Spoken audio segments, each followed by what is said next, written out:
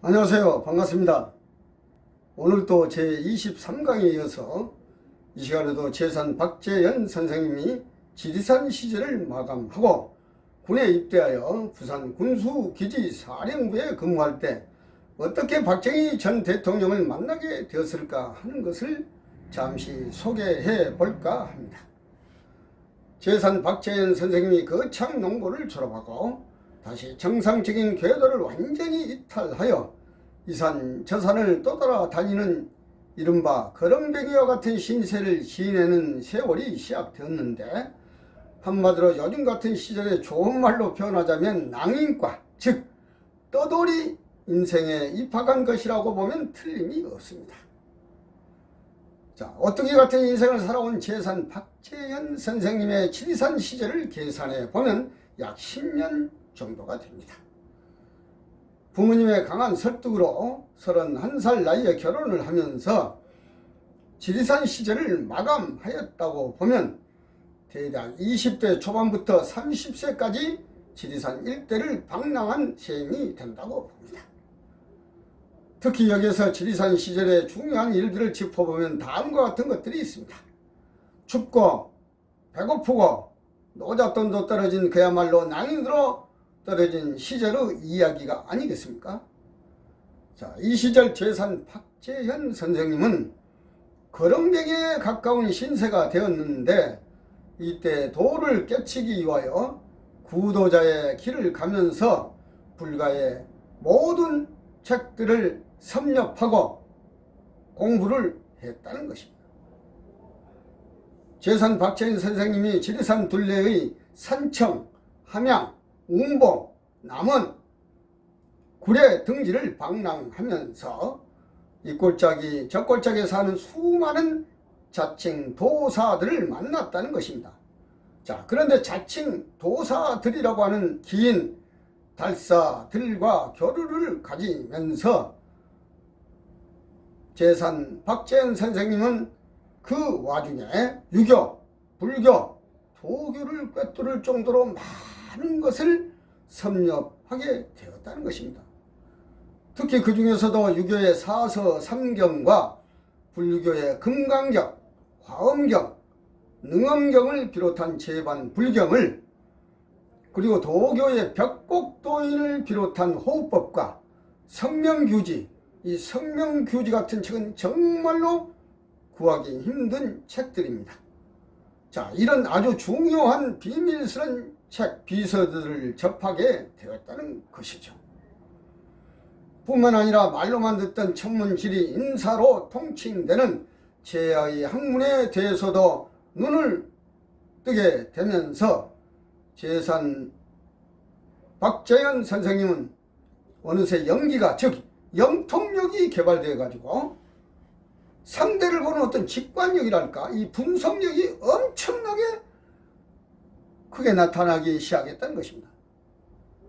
한마디로 도인의 경지에 가까울 정도로 한 소식을 했다고 보면 틀림이 없겠죠.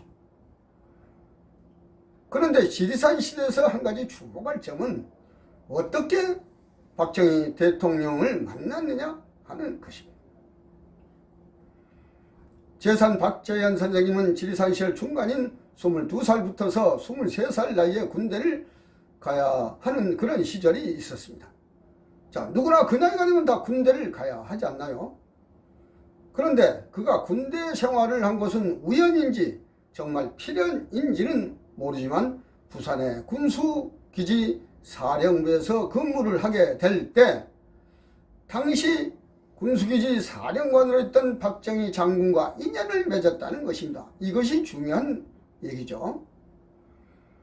그 시기가 아마 1950년대 후반이 아니었나 싶은데요.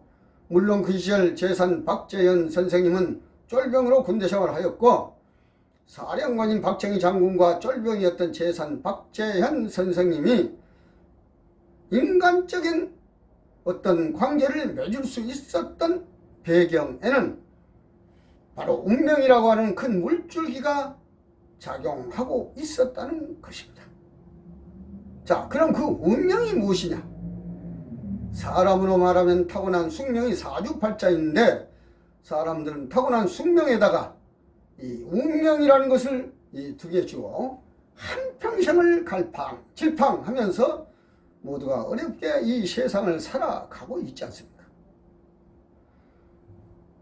그래서 지리산 시절에 열심히 공부를 한 탓인지는 모르겠지만 자신도 모르게 어느 날 박재현 선생님은 사주팔자를 보는 사람으로 둔갑해가지고 아주 유명한 사람이 되면서 변신을 했다는 것입니다.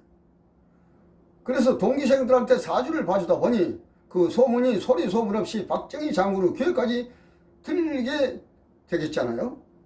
그래서 사주를 본다고 하는 이 운명이라고 하는 것이 얼마나 중요하고 무섭고 대단한 것이냐 하는 것입니다.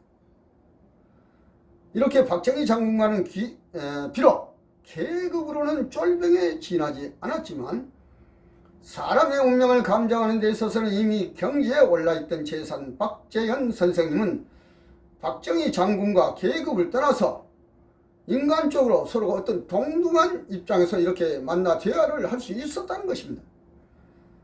그래서 제가 지난번 21강에서 말씀드렸지만 만남의 인연은 참으로 중요하다는 것입니다. 군대 계급으로 따지면 장군과 쫄병입니다. 장군과 쫄병은 이게 하늘과 땅의 차이만큼 크잖아요. 그래서 장군과 1등병의 관계였지만 운명이라고 하는 주제를 앞에 두고는 카운슬러와 내담자 즉 상담자의 관계로 전환이 된다는 것입니다. 아무리 지위가 높아도 역술가 앞에서 운명을 문의할 때는 지도받는 학생에 지나지 않는다는 법이죠. 한마디로 선생님과 제자의 관계로 바꿔져 버린 것입니다.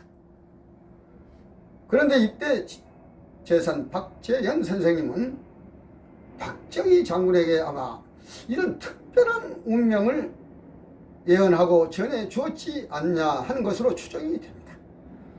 즉 박정희 장군께서는 이 군인이라는 직업으로 일생이 끝나지를 않고 앞으로 어쩌면 정말 어떤 운이 찾아온다면 제왕이 될 수 있는 운명의 소유자라고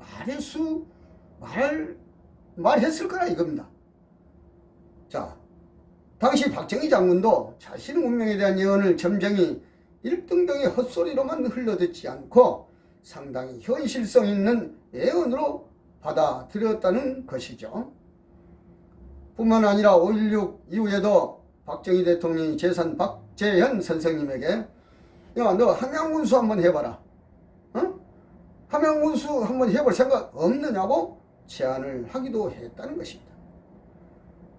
그때 재산 박재현 선생님은 가끔 박 대통령이 나에게 함양군수라도 하라는 것을 내가 거절했다. 그러면서 그까지 함양군수 하면 뭐 하겠느냐. 이렇게 이산 저산 돌아다니면서 사는 것이 훨씬 자유롭지 않느냐 하는 이야기를 주변 사람들에게 늘 털어놓고 했다는 것입니다.